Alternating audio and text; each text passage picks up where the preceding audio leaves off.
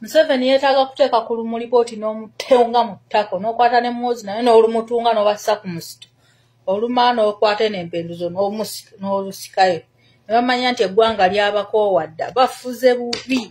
Abantu beeyongera okulaga nti bakoowo olaba omukyala wuyo simanyi oba Kadaama oba ali wano eno mu ggwanga Uganda naye simanyi nti oba ajja kusimatuka twandiwulira nti oba oliawo essaawa eno ali luzira naye nga embeera abantu mwe bali yebafuusinga okubanga oba oliawo omuntu ayogera kyeyandyogedde nga munnange tweyongere n'amawulire ag'enjawulo ye omukulu Abedi Bwanika avuddeyo n'aba ng'alaga obutali mumativu eri omukulu eyaddira Honorable Mathias Mpuuga mu bigere. Si musanyufu yadde n'akamu agambye ebigambo byayogedde byamukubye wala nnyo. Bibe Muwanga Kivumbi ng'ayogera yamenye constituency zaffe nga bw'alaga nti yakozesa ekigambo kya luzungu nti ziri empty. Ne mwewuunya nnyo naye kyeyagala okutegeeza abakulu abo bonna nga bwe babadde n'abalina endowooza eyo njagala bajjukiza nti fe abatulonda bali mu kibuga ky'e Masaka. Nze abannonda bakimanya kabonera era be bannyinako obuyinza. Abalonda Masaasi, Mpuuga, Nsamba bantu Banyendo, Mukungwe era bamuyinako obuyinza. Mu ngeri emu n'abalonda Honorable Juliet Kakande be bantu ba Masaka City era be batuyinako obuyinza. Kakati abantu ba Masaka City abatuyinako obuyinza be basalawo yani gwe beetaaga okusinziira ku ffe emirimu gye batutuma tugikola bulungi. Ku ground kwe tuli twalina manifesto gye twabategeeza nti bino bye tugenda okukola era tubadde tubikola bulungi era betusuubira nti betugenda okugendamu okubategeeza okubasaba okuzza ebisanja byaffe obujja kyetusuubira nti era bagenda kikola. Nawulidde mukulu Muwanga Kivumbi ng'ayogera nga bwe bagenda okujja e Masaka. Njagala kumuzzaamu amaanyi nti naye kennyini asobola okujja kubanga ebutambala kyandabikidde byempulirayo balinganga abamusiibudde naye waddembe okujja neyesimbawe waffe e Masaka. Abantu baffe balina obusobozi okusalawo. Namuwulidde anyomoola ekibuga kya Ssaabasajja Kabaka ng'akiyita municipality. Ssebo mukulu Muwanga Kivumbi njagala kutegeeza nti ekibuga kya Ssaabasajja Kabaka eky'e Masaka kyasuumuusibwa okufuuka city. Kakati nakuwulidde okiyita municipality. E Masaka tewaliyo municipality. Ekyo kiraga obukulembeze obunyoomoola obutassaamu kitiibwa ate obutagoberera. Kakati obukulembeze obufaanana bwe butyo tugenda kubuwakanyiza ddala mu Buganda. Njagala okukubiriza abantu baffe si kifo kya kinyumu nti buli ayagala asobola okujja n'afuuka memba wa palamenti oba omukulembeze ku leve endala. Ezo ensobi tuzikoze okumala ebbanga tetugenda kuziddamu mu 2026. Njagala okukubiriza abantu baffe nti 2026 tulonde abakulembeze ab'ensa abamanyi ensonga za Buganda, abamanyi ensonga z'ebitundu, ate abamanyi ensonga za Uganda. Kambiddemu kubanga bino bikulu. Tulonde abakulembeze ab'ensa ng'ensonga za Buganda bazitegeera bulungi, ensonga z'ebitundu mwe balondeddwa nga nazo byo bazitegeera bulungi, n'ensonga za Uganda nga bazitegeera bulungi. Abantu abanalowooza nti 2026 gugenda kuba muyaga ng'ogwa 2021 ekyo tekisoboka. Abantu baffe beeteefuteefu okakasa nti balonda abakulembeze abagenda otugattako omuwendo. Buli mukulembeze yenna ajja gye muli mukakase nti alina obusobozi obubagattako omuwendo. omukulembeze atalina busobozi obwo oyo mumuse wabbali tetugaana batuvuganya ekyo balina eddembe lyabwe okujja ne batuvuganya naye abantu baffe balina obusobozi obulonda abakulembeze abatuufu era kyetugenda okubakubiriza ffe gye tusibiddeko ebyekibiina nga byo bitadde wabbali omukulembeze agenda kubagattako ekibiina ekyo kibe nga kyekiddirira naye omukulembeze abagattako agenda kubeera mukulu omukulu Fred Kajubirimbuye avuddeyo n'asaba King Saha mbu oluyimba olwakamwanyi aludedicatingire struggle kwegamba lubiri lwa struggle kubanga nti meaning irimu mu butuufu ekona nnyo ku bintu ebigenda mu maaso waneeno mu ggwanga Uganda. Muganda wange Mansur King Saha Mansur ngenda kusaba oyimba ennyimba nnyingi naye kusaba odonating oluyimba lw'akamwanyi kaliwo olujje ku corporate odonating struggle. King Saha ngenda kusaba n'obuwombeefu kulwa struggle otudonating oluyimba lw'akamanyi kaliwo olujjeko corporate olutuwe nga lwakyukakyuka bw'omala oddutukwasa Saddam Magic n'abalala mutuyambe mutuwe version ez'omu east ne mu north nga zina same rhythm same meaning efuuke anthem ya struggle ya revolution eya protesting vote mu Buganda mu east ne mu north. Mansur sebo nfukamidde wakuba tusula uli mumpi nnyo nkusaba sebo oluyimba lw'akamwanyi kaliwo oludonating ku lwa struggle olujjeko corporate n'abaana balukube ku social media balukube mu campaign nga teruliko corporate olwo oluyimba lulina message tunago lugenda kuleka wansi nga tajiyeyo kaluluke kawa Kyagulanyi teruliyo. Olwo oluyimba terunago lugenda kuleka wa northern nga afunye rhythm ngeri bigambo bye womu east nga luli bigambo bye ne mwest nga mulimu terusobola kuleka muntu yenna nga asigadde kyekimu. Muganda King Saha nawo olingenda kusaba tudonating oluyimba Saddam Magic wonna wooli tukolere version y'oluyimba olwo nga ya northern Uganda mu lulimi olugatta abantu b'amaboko bonna mu same rhythm bigambo bye bimu just nga bali tubasindikira message nga tuteekamu ebintu byali bakolanga bo nga Museveni yabibajjako tubalage nga bwekiri kubanga mu Buganda tetukyalina kuba campaign zonna zito bantu information bagirina. Mansur sebo nkusaba muganda wange olumbe ya kusaba kyaliwo nkusaba oluyimba olutudonating lujjeko corporate nebyo tuba tugenda kukola live abaana bona ba comrade baku TikTok oluyimba balukube yebeera anthem ya protestive vote mukaluka tugendamu goyinza okuba yaluyimba tomanyi message erimu naye mulwakuba oluyimba olwo newogeze ku kivulu lusitula abantu obwongo n'abantu baga wait a minute. What a message. Ngenda kusamugana Mansur oluyimba lujjeko corporate oandikire Facebook simanyi specify simanyi andione mikutu obagambe n'oluyimba ndudonatinze on behalf of the struggle of Uganda. It's going to be used in protest vote campaign against the regime. Mulutuwe tugenda dukuba ensi yonna ejja kutegeera. Saddam Magic ne bande bajja dutuusa mu west bajja dukyusa tulutambuze lugenda tukolera kyamaanyi nyeso Mansur buno bwaka kutuuseeko yegenda okubeera protestive vote national anthem ya kalulu sebo tukuze enyimbo ina nyingi otojja dufiirwa lutuwe. Era omukulu y'omu avuddeyo n'agamba bana struggle nti balwanya entalo nnyingi nnyo naddala bwe tutuuka ku mutimbagano waneeno nti kisukka nti naye temulwana buli lutalo mbu waliwo entalo ezimu ezitasaanidde waliwo abantu abamu batasaanidde kubanga obawa amatu beesonyiwe boogere bye baagala kubanga tebikola makulu.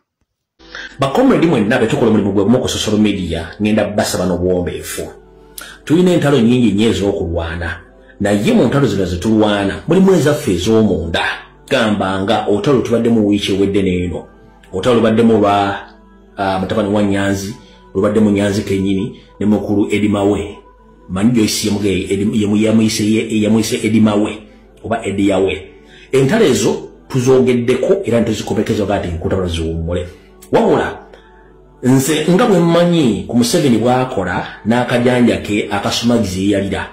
Bwe balaba ng'ekintu kivuddeko mangu tekikwadde makulu nga batandika okuteekawo program n'okuleeta obutambi obukadde nga babuuza ku social media tutandika obudibeyitingako tudde mu ntalo ezo bo nga bayisawo ebyabwe. Mulabye akatambi Fuludoti kaakoze ne Mukyala Kasino ba kaakoze naye ng'awoza nti oli yamujja mu Nuupu yamujja mu People Power n'amutwala mu State House. Akatambi ako mukale bulungi nnyo. Era libadde tulibusa state nejja akatambi akala akakadde aka Edimawe oba Ediyawe ngera ayogera ebigambo naye nga byali bikadde. Lwaki bakola ekintu kino? Bakola ekintu kino nti olutalo ffe twaluwummuzza. Bagezaako nnyo tuzza mu lutalo, tudde mu lutalo tutandika okulwana, tulwane entalo za gavumenti zeeyagala tubeerewo. Kati ngenda basaba totta kibe nga tunagikenenya ndusu. Bwe tuba twakubye olutalo ntulugusa wansi temuddamu kuwa muntu yenna makulu, tufokasenge ku ntalo endala. Olutalo lulimu Nyanzi, mutabani we Ediyawe, ceasefire, close the chapter, close the case olwawedde. State yegezaako nnyo okutuzza mu lutalo ekitali kituufu. Ngenda basaba temuddamu kwogera ku nsonga ezo muzireke. Unless nga waliyo video eri current empya. If there is no any current video, please olutalo mululeke nga mwesonyiwe diversion zezibane ku social media na zino diversion mutegedde bulungi nnyo. Nkugambye okulaga nti batandiso bo diversion zibaweddeko kati bazinonyamu ffe tukontinue n'entalo. Ngenda bagamba olutalo luli mutabani wa Nyanzi, olimu Nyanzi ne Ediyawe. Case closed, chapter closed. Okwebuuza lwaki basalawo kubanga bakulozinga chapter eno oba lwaki basalawo kubanga bagamba nti tebaddamu kwongera ku nsonga zino kubanga kati nakyemalira abadde atandise okubanga ayitira mwabo bennyini aba NRM ate bateekewo entalo banakibiina kya NUP. Kino twakirabye omukyala Furufiga yavuddeyo n'agamba mbu Ediyawe ye yamujjanga oba ye yamuconnectinga mu State House. Nze naawe naye nga tuvuddeko eyo munnange waliwo olutalo olulala olugenda mu maaso olwa mwana muwala wamanyiddwa nga oba Ketra oba Petra wamu ne Zubeda. Kakati Zubeda mukambwe muko oli yagambye nti Zubeda yamulemesa omulimu ku Supaaka. Kakati Zubeda avuddeyo agamba ajja kusiba omuntu. Assalamu alaikum warahmatullahi wabarakatuh. Asubire maaso bulungi. Kakati nsaba muntagingireko omuwala gwe bantaginze mu video y'omuwala bamuyita Patra. Sitera nnyo kuddamu baana bali ku TikTok naddala nga balina ekintu kye banjogeddeko oba nga balina ekintu kye bampayiriza. Mostly nsirika. Naye when it comes to a young girl like her ng'atampayiriza n'ekirala simanyi naye mba mwagala likes over views my dear. Tosobola kuvayo nojja nonjogerako ekigambo bwe kityo. Kaakati njagala omuwala oyo Patra ngenda kuleeta Alex. Ebyo ebiseera ye yali producer wa Spark TV. Bwe mbanga nakulemesa omulimu ngenda kuwa ssente otandike bizinesi n'okufunira omulimu omupya ogwali gusinga ne wati ssente ze wali ogenda kufuna ku Spark. Ekyo nkikubuulira kuba ogaseemu n'okunvuma. I remember that day watusanga ku National Theatre awo wetutuula ku bba. Alex we yali akulindidde nojja nolaba Alex n'onyumyamukko nafaawo era nenkubuuzaako. I usually seragira nnyo ku bantu. Nenkubuuzaako I even advised nekugamba omulimu bwe gugaana sigalayo ku TikTok yo ng'okola byokola. Nekugamba emirimu gya TV gina procedure because nzijukira bulungi nnyo nti nasigala awo n'abantu be twaliwo because I wasn't alone. Abantu bonna abo nga bwe naliwo nabo I'm willing to call them.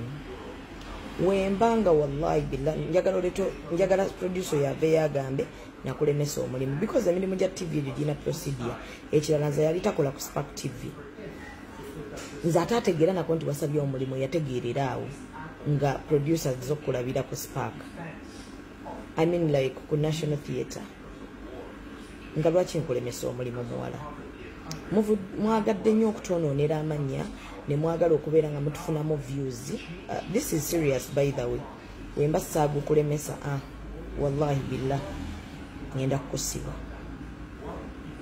ekyo nkikubuulidde wemba nagukulemesa njagala nkole buli kyoyagala I'm not that kind of a person wemba nakulemesa omulimu ngenda kukuwa sente zitandika business eriwa sente zebali bagenda okukuwa ku Spark wemba saagu kulemesa nga ne producer ngenda kumuyita njagala mumuyite nga tutudde wali leeta balooya bo ndeeta abange leeta abantu bosaagala kukunyigiriza omanyi mulimu ebintu nga mususse okutumanyiira wemba nagukulemesa I'm willing to pay pain gye nakuyisaamu ne gy'olimu bwemba saagu kulemesa muganda wange kino ngenda kukiggusa Patra sikumanyi nnyo that is the first day I met you people have just tagged me in your video and I was like this needs my reply like seriously it needs it kubanga wetubanga tuyofunira abaana bawala mirimu kubayambako why would I even ku mulimu gwe sigenda kukola my dear nze nkoze ku TVs manyi ne sente mikazi bayisasula nkati nkulemesa omulimu ngenda gukola mulekerawo kututeekako blackmail stop it however much you guys need views you need likes you need to trend but don't trend on someone's name do not Elizabeth byantalo ate nga tuvuddeko eyo munnange omwana muwala amanyiddwa nga Don Asia yagenda ng'asinzidde ku live navoola navuma nakakanya omukyala amanyiddwa nga Mirembe Curtains wamu mbone famire ye era omukyala oyo abadde alayidde ng'agamba nti omukyala ono nja musiba naye tubadde tuli aweepo ng'avaayo yeetonda ate nno gwe omuze gw'alina alina omuze ogusabula omuntu n'amwogerera ate n'avaayo ne yeetonda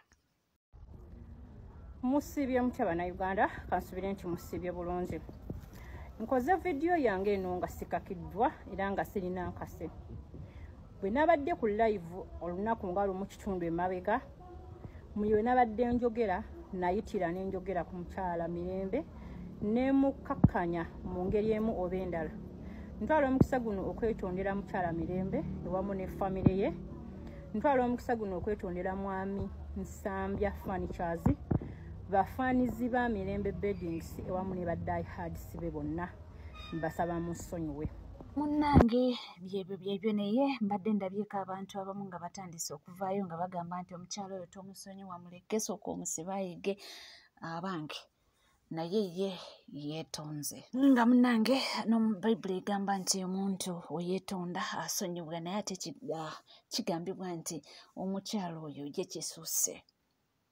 kisusse nti alinga yakafuula akaze nti anayetunuzangamu essimu n'avuma omuntu n'avoola abantu be n'avoola ye kennyini n'avuma buli omu then enkeera waalwo nate n'addamu ne yeetunuzamu essimu ne yeetonda era ndabyeko abantu abasinga obungi babadde bagambye nti tomusonyiwa agenda mu maaso omukube mu mbuga z'amateeka oba oli anaddamuko ku magezi bintu bingi ono Donasi yatuze tumulaba baali awo n'entalo zaali nnyingi awo basooka ne babeerako ab'emikwano ne Naalongo Kitone twagenda okuwulira ate nga munnange nga bibi ne beetwalaganya ebintu bingi ebyaliwo ne tulowooza nti oba oli awo ayize naye takyukanga Don Asia ye omuntu aseeka naawe ku makya essaawa 7 n'akuyisaamu eggaali ate n'akuvumira ddala ebyaddala n'akuvuma so